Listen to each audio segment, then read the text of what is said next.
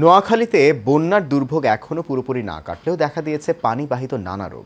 বিশেষ করে টিউবওয়েলগুলো ডুবে যাওয়ায় বন্যা কবলিত এলাকায় চর্মরোগ, ডায়রিয়া সহ নানা পানিবাহিত রোগ বেড়েছে। এতে জেলার হাসপাতালগুলোতে বেড়েছে রোগীর চাপ। যদিও রোগী ও স্বজনদের দাবি, অস্বাস্থ্যকর পরিবেশে সেবা দিচ্ছে হাসপাতাল কর্তৃপক্ষ। প্রতিনিধি তাজুল ইসলাম মানিক ভূঁইয়ার তথ্য ছবিতে বিস্তারিত জানাচ্ছেন সঞ্জিদা হক।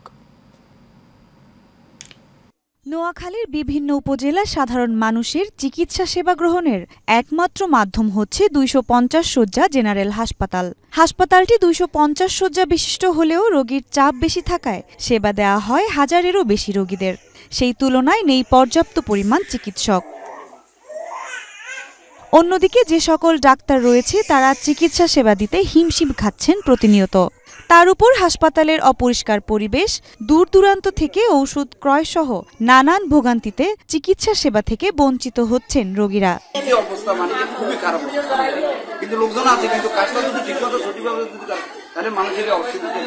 সরকার থেকে কোনো তরফের সুযোগ সুবিধা পাইতেছি না, সবগুলো আমরা নিজের পকেটের টাকা ব্যয় করে কিনে আনতেছি। নোংরা পরিবেশ, মানুষের এই গন্ধর কারণে আরো আপনার ভাইরাস হয়ে যেতেছে, তারপরে আপনার আরো অসুস্থ মানুষের অসুস্থ হয়ে যেতেছে। সবাই অনেক দূর থেকে পানি আসতেছে, কিন্তু এর জন্য সরকার একটা পরিকল্পনা বা বিকল্পনা দরকার আছে। হাসপাতালে বর্তমানে যেসব সমস্যা রয়েছে তা দ্রুত কাটিয়ে উঠবেন বলে জানান হাসপাতাল কর্তৃপক্ষ। আমরা আমাদের ক্লিনারদেরকে যথেষ্ট আমরা কিন্তু তাগিদ দিচ্ছি সর্বোচ্চ ভাবে যাতে পরিষ্কার পরিচ্ছন্ন রাখে। তবে এর মধ্যে একটা আসার কথা, যেটা MSF একটা ইন্টারন্যাশনাল সংস্থা, ওনারা আমাদেরকে এর মধ্যে 24 জন ক্লিনার ওনারা রিক্রুট করেছেন এবং ওনারা আগামী দিন থেকে আল্লাহ চাইতো কাজগুলো শুরু করবে। বর্তমানে যেটা হলো আমাদের যে ওয়াটার বিশুদ্ধকরণের যে ট্যাবলেটগুলো, সেটা আমরা সাপ্লাই দিচ্ছি, এগুলো আমাদের পর্যাপ্ত পরিমাণে আছে।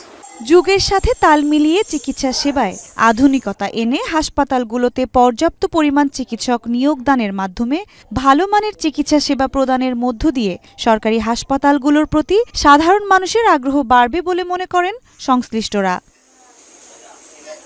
সঞ্জিদা হক, এশিয়ান টেলিভিশন।